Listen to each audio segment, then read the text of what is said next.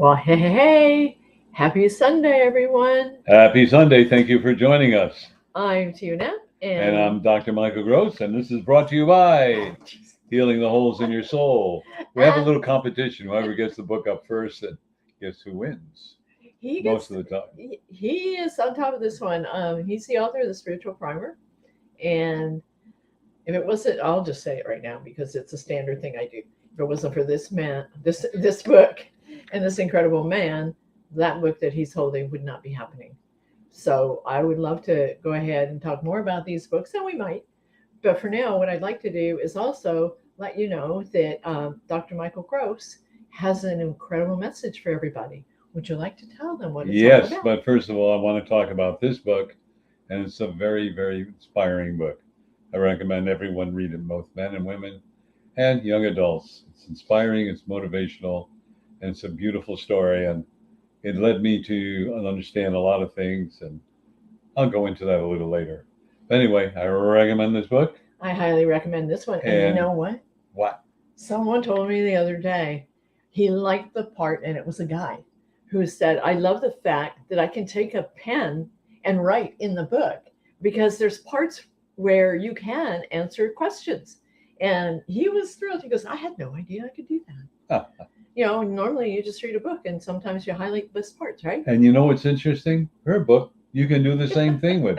Isn't that fascinating? I don't know how it happened, I copied his but it was idea. a good idea. I copied his. Well, thank you. Okay, so I'm going to put this down. Uh, I'm going to hit the water. okay, I'm going to go ahead and introduce him. We don't script this stuff, it just comes through.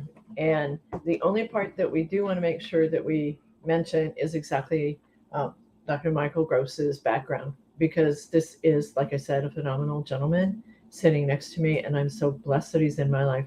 So here we go, okay, with the only formal part that we do. Dr. Michael Gross is an author, professional keynote speaker, transformational coach, and an entrepreneur. For more than 3 decades, he has been on a spiritual path as an intuitive, a healer, a spiritual counselor, and an incredible teacher. Through the guidance of spirit, Michael has assisted others in their personal quest for self empowerment, helping them to create the lives that they have long sought and to bring forth their own intuitive abilities. Michael currently teaches classes in spirituality, self empowerment, Reiki, and other modalities. In concert with God, the true source, he has also achieved great success and miraculous healings. I'm thrilled that he's helped me heal issues. I had to just say that. Thank you. Thank you. Um, back to the script. He remains humble, knowing the work that he does all comes from God, the true source. He lives in Lakewood, Washington, and Michael has just launched his nonprofit, and I'm going to go ahead and let you tell them a little bit about it. Well, thank you. The name of the nonprofit is the International Institute of Self Empowerment. And exactly that's what it's all about, self empowerment. We will learn and teach about self worth, self love, and self esteem. And because of this wonderful lady that I had the honor of meeting and coaching and learned all about her story, there are going to be 12 arms, the International Institute of Self Empowerment. And the first arm is dealing with abused women, children, and men. And the director of that program is Tia Knapp. And I know she's going to be a great asset and help a lot of women, children, and men. So thank you for being part of it. I appreciate it. Thank you for giving me such an honor. Well, you're welcome. An opportunity to help. And I mean, we all have issues. And what's beautiful is that we now have a place where we can go and talk and learn and grow and become more empowered in our own way. That's so important. That is really important, which we're going to learn some more tonight. Right? Are we ready to tell the title? Yes, go ahead. Okay. The title of our topic tonight is The Benefits of Challenges. And take it away, Michael. All right, here's Michael. Uh-oh. Oops, we just went blurry. We just topped out. We there can't somewhere. move too fast for the cameras. But anyway, I wanted to talk to you about it. I was thinking the other day, which I posted on Facebook, about a circuitous route or circuitous journey. And sometimes we look at the circuitous journey And we go, why did it take so long? But on the other hand, each step of the way in a circuitous journey, or challenges with our behavior, or what we turn to learn or choose to learn, is we gain more knowledge. And that's so important. And I've talked before that, failure means success because you learned what worked and didn't work. And it's just like with the space program, some of the, rockets that they've shot off has exploded or didn't work right, but they learned something new. So each time we have a challenge in our life, because I don't like the word problem. Word challenge to me means it's something that can be overcome, whereas a block could be permanent. And how many people do we know where they have blocks and the blocks are permanent? I have people that I've known, they've been complaining about the same story for 30 years. It's like, get over it. That's what you want to tell them. But I realize that it's very painful for them. But the answer is, when you have these type of challenges in your life, when you took a circuitous route, you got to stop and ask, what did I learn from it? What are the benefits from it? So, for example, if I desire to be an architect, well, some of you may be familiar, Frank Lloyd Wright is so outstanding, his work, and I've seen some of it, not all of it, but trial and error. That's the way it works. So even if I went to college to become an architect, yeah, I'd have the basics how to build a 100-story building, but the design and all the wind and all the things you have to take, and for take into account, I should say, and the land, how steady is the land, the earth, you have to have concrete to support it, and then how do you make it more earthquake proof, and on and on and on. So experience teaches that.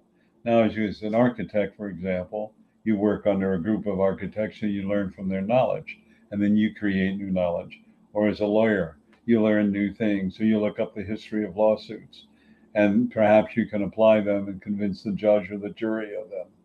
Or if you're a doctor or an MD or whatever, and I look at my life path, and my motto is, if you don't know where you're going, you can't get lost. I love that one. So if you really think about that, and this is not ego, my resume is, well, let me get it. It's huge. All right. I've done so many things, more than she's ever listed. And I got to tell you, never planned it. It just happened. But then I sat back there and I went, wow, all the knowledge I've gained, all the things I've learned. Whoa, it's really incredible. And for me, when I work or do a certain career or whatever it may be, I do really well. And then all of a sudden, there's a stop and it falls apart.